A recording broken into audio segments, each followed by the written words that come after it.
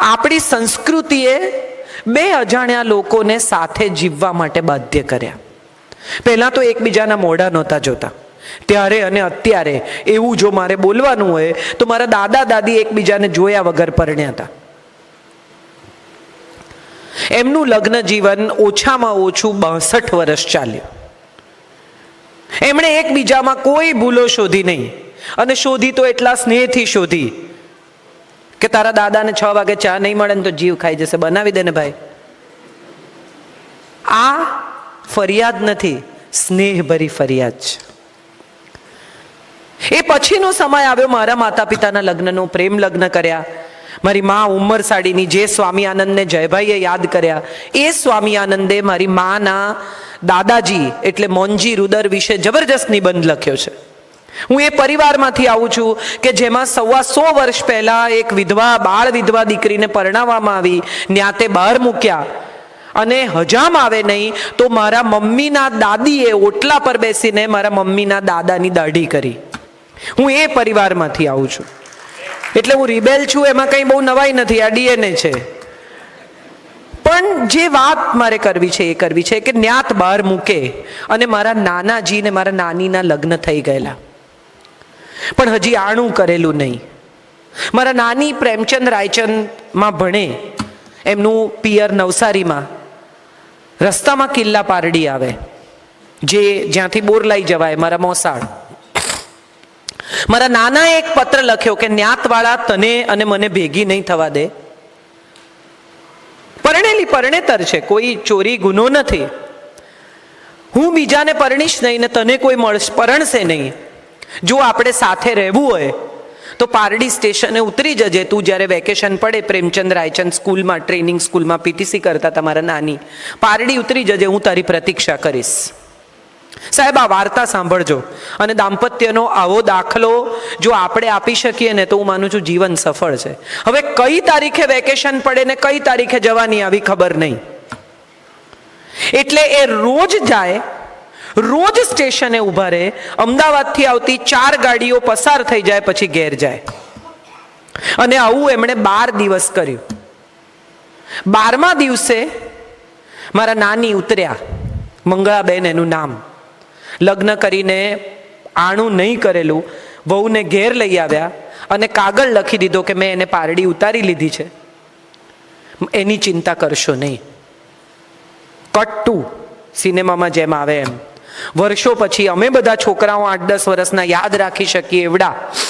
અને દાદાજી કંઈ પણ વાતમાં ગુસ્સો કરે, મારા નાના, જેને અમે બાપુજી કહેતા, એ કંઈ પણ વાતમાં ગુસ્સો કરે એટલે મારા નાની એમ કહેતા કે આવું વઢવા માટે 12 દાડા ઊભા રહ્યા હતા. જિંદગી કેટલી મધુર હોઈ શકે એનું આ દાખલો છે. ને મારા બાપુજી પણ હશે કે ખબર હોત તો ન ઊભો રહ્યો હોત. આપણે બધા અજાણતા જ દાંપત્ય જીવનને કોઈ બંધન, કોઈ સમસ્યા, કોઈ પ્રોબ્લેમ માની બેઠા છીએ. બંને જણાને એક જ શોખ હોવો જોઈએ, બંને જણાને એક જ ચીજ ગમવી જોઈએ, બંને જણાને એક જ પ્રકારની લાઈફ ગમવી જોઈએ. આવું જરાય જરૂરી નથી ને આવું કોઈ શાસ્ત્રમાં ક્યાંય લખ્યું નથી. આપણે બધા એવું માનીને ચાલીએ છીએ કે સંગીતનો શોખ પતિને હોય તો પત્ની ભેગી જાય જ, બીજી રોમાં ઊંઘી જાય. પતિને તકલીફ પડે કે આ ઉઠ ઉઠ, અરે ભાઈ શાંતિ રાખો, મને આવા રાગડા ગમતા નથી, તો કેમ આવી પણ તું?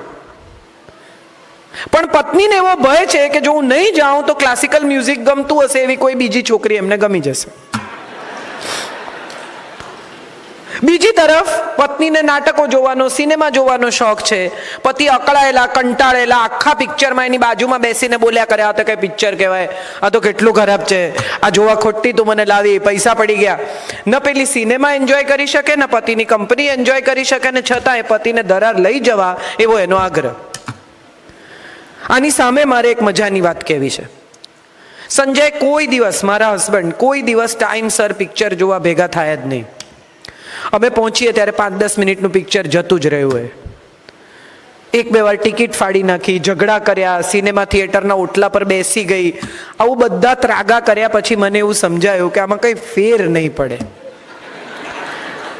એટલે મેં એવું નક્કી કર્યું કે હું બધા પિક્ચર એકલી જોઉં. મને બહુ જ ગમે છે હિન્દી સિનેમા, એટલે હું બધા સારા ખરાબ જે આવે જોઈ જ કાઢું. એને નથી ગમતા.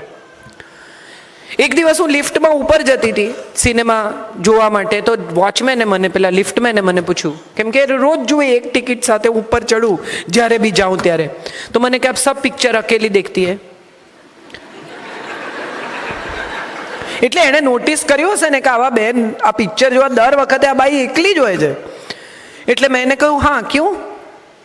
તો કે અકેલે कैसे देखा जाए? એટલે મેં કીધું સબ देखते तो उधर ही है, एक दूसरे के सामने कहाँ देखते हैं? સત્ય તો આ જ છે, તમે બધા જુઓ છો તો સામેની બાજુ, બાજુમાં કોણ બેઠું છે એની સાથે તમને ફેર શું પડે? પણ આપણો આગ્રહ, હઠાગ્રહ, દુરાગ્રહ એ છે કે મને ગમે એ તમને ગમવું જ જોઈએ, હું એન્જોય કરું એ તમારે કરવું જ જોઈએ. મારા સગા સાથે તમે સારો સંબંધ નથી રાખતા, હું તમારા સગા સાથે બહુ સારો સંબંધ રાખું છું. તમે ભલા માણસ છો, તમે રાખો, એ નથી તો એ નથી રાખતા. આમાં આપણે શેને માટે દરેક વાતે ત્રાજવા લઈને ઊભા રહી જઈએ છીએ કે હું આટલું કરું તો તમારે આટલું કરવું જ પડે. ભારોભાર તોલી આપો, બાકી નહીં. અને ભારોભાર તોલે ત્યાં સુધી તો વાંધો નથી, ઘણાને તો નમતું જોઈએ કે હું કરું એનાથી વધારે તમારે કરવાનું. દાંપત્ય જીવન એ કોઈ બાર્ટર સિસ્ટમ નથી. તમને ગમે તો તમે કરો, તમને મજા પડે તો તમે આપો, તમને ગમે તો તમે જીવો, તમે સ્નેહ કરો, વાલ કરો, ક્ષમા કરો, સમજણ બતાવો. પણ તમે બતાવો છો માટે સામેની વ્યક્તિએ બતાવવી જ પડે, આ આગ્રહ નકામો છે. આપણા બધાનો પ્રોબ્લેમ એ છે કે આપણે એવું માનીને કરીએ છીએ કે હું કરું એટલે કરશે. આ ઇન્વેસ્ટમેન્ટની જેમ કરીએ છીએ. જયભાઈએ કહ્યું ને કે બેંકમાં નોટ નાખો, પછી એ નોટ, એની એ કરન્સી તો તમારી પાસે પાછી આવે નહીં. દાંપત્ય જીવનમાં પણ એવું છે. તમે માફ કરો, તમે કાળજી કરો, તમે સ્નેહ કરો, તો એ એની રીતે સ્નેહ કરે, એ એની રીતે કાળજી કરે. તમે બહુ અત્યંત ઉભરાઈ જતા હો, સ્ત્રી સામાન્ય રીતે પણ બહુ કલ્પનાશીલ છે, સંવેદનશીલ છે, રોમેન્ટિક છે, સરપ્રાઈઝ આપે બર્થડેને દિવસે ઊંઘમાંથી 12 વાગે જગાડીને. હવે તો 40th બર્થડેની સરપ્રાઈઝ ગજબ ચાલી છે. અંધારું હોય ને બધા ઘરમાં હોય ને પછી પેલા બેન બહારથી આવે ને એકદમ લાઇટ થાય ને બધા હો કરે ને પેલા બેન કે ઓ માય ગોડ.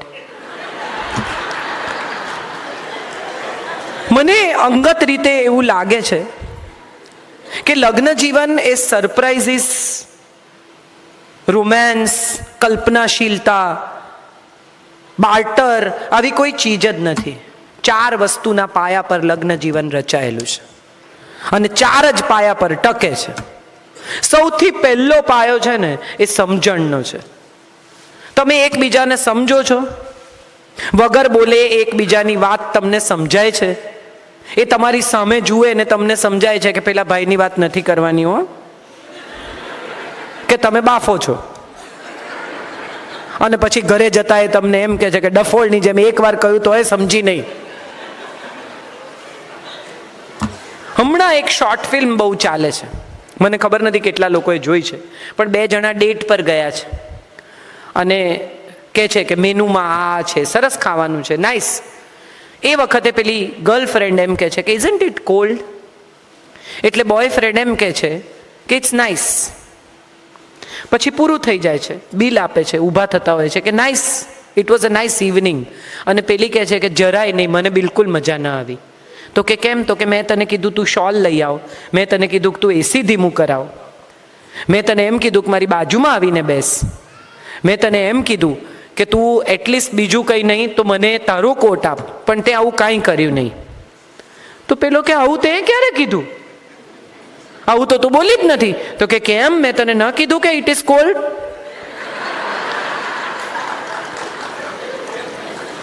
આપણે બધા અનસેડ વર્ડ નથી સમજી શકતા. આઈ લવ યુ કહેવાય ને તો જ પ્રેમ. કેટલી બધી પત્નીઓની સિરિયસ ફરિયાદ હોય છે કે આટલા વર્ષમાં મને કોઈ દિવસ આઈ લવ યુ પણ કીધું નથી.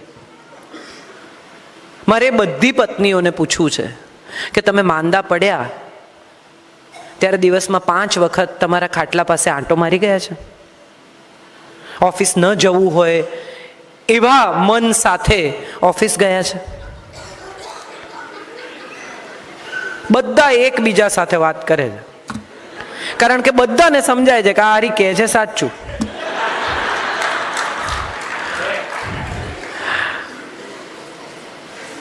કોઈ દિવસ કોઈ પતિને લગ્નની એનિવર્સરી પર પોતાની બર્થડે પર સોનાનો ચેન ખરીદતો જોયો છે? હા કે ના? હા કોણ કહે છે? મારે સાંભળવું છે. જીતવાનું નહીં. હું હંમેશા કહું છું કે જેની સાથે જીવવાની ઈચ્છા હોય ને એની સાથે જીતવાની જીત છોડી દેવાની.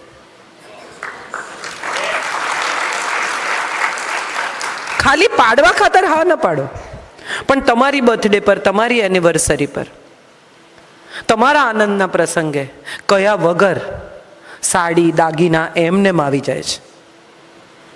આ પ્રેમ નથી, આઈ લવ યુ નથી, પણ આર્ચીઝનું કાર્ડ સહી કરીને, ફોર એવર યોર્સ લખીને, સહી સિક્કા, પત્નીનું ચાલે તો ફ્રેન્કિંગ કરાવે 100 રૂપિયાના સ્ટેમ્પ પેપર પર કે આ પ્રેમ છે, લખી આપ કે પ્રેમ છે. પણ આવા ફ્રેન્કિંગ કરાવવાથી જો સંબંધો ટકી જતા હોત ને તો એને એમઓયુ કહેવાય, પ્રેમ નહીં. આપણે એમઓયુ નથી કરવાના, આપણે પ્રેમથી જીવવાનું છે, સાથે રહેવાનું છે, સાથે સાથે વૃદ્ધ થવાનું છે. તો પહેલો પાયો છે સમજણ, બીજો પાયો છે ક્ષમા. માફ કરી દો, યાદ નહીં રાખો. જયભાઈ એકવાર રાતના 2:30 વાગે ટ્વીટ કરેલું કે એણે એક નાનકડી ભૂલ કરીને યાદ રાખીને તે બહુ મોટી ભૂલ કરી. હું સામાન્ય રીતે કોઈ દિવસ એમને જવાબ નથી આપતી. તે દિવસે મેં લખ્યું, મેં કીધું વાહ જયભાઈ, બહુ મોટી વાત છે. એણે એક નાનકડી ભૂલ કરી, એ યાદ રાખીને તે બહુ મોટી ભૂલ કરી. કેટલી બધી પત્નીઓ ઝઘડો થાય ને તો આજથી 10 વર્ષ પહેલા આપણે જ્યારે અમદાવાદ ગયેલા ત્યારે તમે મારી સાથે આમ તેમ ફલાણું ટીકણું કરેલું, ત્યાંથી ઝઘડો ચાલુ થાય. એક પતિ પત્ની લડતા હતા, સવારે 10 વાગે ઝઘડો ચાલુ થયો. પડોશીને એમ થયું કે આ તો એન્ટરટેનમેન્ટ, ચાલવા દો. થોડી વાર ચાલ્યું, વળી બપોર પડી, બંને જણા જમ્યા, વળી પાછો ઝઘડો ચાલુ થયો. આ તો પોરા ખાઈને કરે ને, પતિ પત્નીના ઝઘડા પોરા ખાઈને થાય. ખાઈ પીને સુઈ જાય, પાછા ઉઠીને લડે. તો રાતના 10 વાગ્યા. પડોશીઓને એમ થયું કે હવે ઘણું થયું. એટલે એક સમજણવાળા ભાઈ, જરાક શાંત સ્વભાવના ચંદ્રકાંતભાઈ જેવા, બાજુમાં ગયા અને જઈને પૂછ્યું કે ભાભી થયું શું? એટલે પત્ની ખીજાઈ ગઈ ને એણે કહ્યું કે સવારે 10 વાગ્યાથી ચાલે છે, અત્યાર સુધી કોઈને ખબર હોય કે તેમાંથી ચાલુ થયું? સમજાશે ધીમે ધીમે. આપણને એ પણ યાદ નથી કે આપણે કઈ વાતે લડી રહ્યા છીએ. મુદ્દા પ્રસ્થાપિત કરવા એ દાંપત્ય જીવન નથી. માફ કરી દો, ગમે તેવી મોટી ભૂલ હોય. ઘણી પત્નીઓ કે માફ કરીએ ને એટલે ટેવ પડી જાય, પછી કરી તો જુઓ, પછી સમજાશે. એનામાં પણ માણસ તો છે ને, એને પણ સમજાય છે કે આણે મને માફ કર્યું છે. દરેક માણસ એટલો નફ્ફટ, એટલો બેજવાબદાર, એટલો ખરાબ નથી હોતો. અને અહીંયા મારે જે વાત કરવી છે એ કરવી છે કે મમ્મીઓ બધી છે ને, એટલે છેક મારા દાદીના સમયથી મારા પપ્પા અને મારા પપ્પાના સમયમાં હું ને બધા મમ્મીઓ એવું માનીને ચાલે છે કે દીકરો મારો ને બહુ નકામી. એટલે મમ્મી સામાન્ય રીતે એવી ફરિયાદ કરે કે તારી વહુ આમ કરે છે ને તારી વહુ તેમ કરે છે. પુરુષ માટે બહુ ડિફિકલ્ટ છે કે તારે ડાબુ ફેફસું જોઈએ છે કે જમણું, બોલ. આવું તમે કોઈને પૂછો તો એ કેવી રીતે મેનેજ કરે? તમે કોઈને એમ પૂછો કે તને ડાબી આંખ ગમે છે કે જમણી, એક રાખવાની છે. આવો સવાલ પત્ની અને માં બંને પુરુષને સમયાંતરે પૂછે છે. ઘરનો કમાતો પુરુષ સાંજે ઘરે આવે ત્યારે ઘરમાં કિલ્લોલતું, આનંદદાયક, મજાનું વાતાવરણ હોવું જોઈએ. એ લક્ષ્મી લઈને આવે છે, ધન લઈને નહીં. જે ઘરોમાં સાંજ સરસ હોય ને એ ઘરમાં ધન લક્ષ્મી બને છે, બાકીના ઘરોમાં ધન રહી જાય છે. ક્ષમા કરો એટલે માત્ર પતિને કરો એવું કહેવાનો મારો ઈરાદો જ નથી. ક્ષમા કરો એટલે સમગ્ર એ વ્યક્તિઓને ક્ષમા કરો જેને તમારા જીવન સાથી ચાહે છે. આ પતિ ને પત્ની બંનેની વાત છે. પત્નીના ભાઈએ કંઈ અપમાન કર્યું, તમને એમ કહ્યું કે તારી પાસે કેટલા પૈસા છે, મારી પાસે આટલા પૈસા છે, ચાલો હવે આજથી જુઓ ગાંઠવાળી છે, પત્નીને પિયર નહીં મોકલવાની, રાખડી બાંધવા નહીં મોકલવાની, જોઈ લે હું તને શું કરી શકું છું. એ તો નહીં જાય, રડીને રહી જશે. પણ એના એક એક આંસુમાં જે ફરિયાદ છે ને, એ ફરિયાદ તમને ફરી ફરીને યાદ આવશે. ક્ષમા કરી દો. એ એના ભાઈને ચાહે છે, એનો ભાઈ કદાચ તમને નથી ચાહતો. It's okay, it's all right. બધાએ બધાને ચાહવા એવો તો કોઈ નિયમ જગતમાં ક્યાંય લખ્યો જ નથી. એ એના ભાઈને ચાહે છે, હું નહીં આવું, તું જઈ આવ. આટલું તો હું માનું છું થઈ જ શકે, અને આટલી ઉદારતા અનિવાર્ય છે સાથે જીવવા માટે. કેટલા બધા લોકોને હું એવા ઓળખું છું કે સવારે નીકળતા હોય ત્યારે પૂછે કે આજ શું બનાવીશ જમવામાં, અને પત્નીએ કીધું હોય કે ભીંડાનું શાક, કઢી, છૂટી દાળ ને રોટલી ને ભાત. પાછા આવે ને ભીંડાને બદલે ટીંડોળા આવે તો મગજ જતું રહે. કેમ? ભીંડા કયા હતા ને? અરે કયા હતા, ના કર્યા યાર. એમાં એટલો મોટો મુદ્દો બની ગયો છે કે તમે આ આખી વાતને મારે નથી ખાવું. અરે એણે આટલા સ્નેહથી, આટલી કાળજીથી તમારા માટે રસોઈ કરી છે. નહીં મળ્યા હોય ભીંડા, એકવાર સાંભળી તો લો.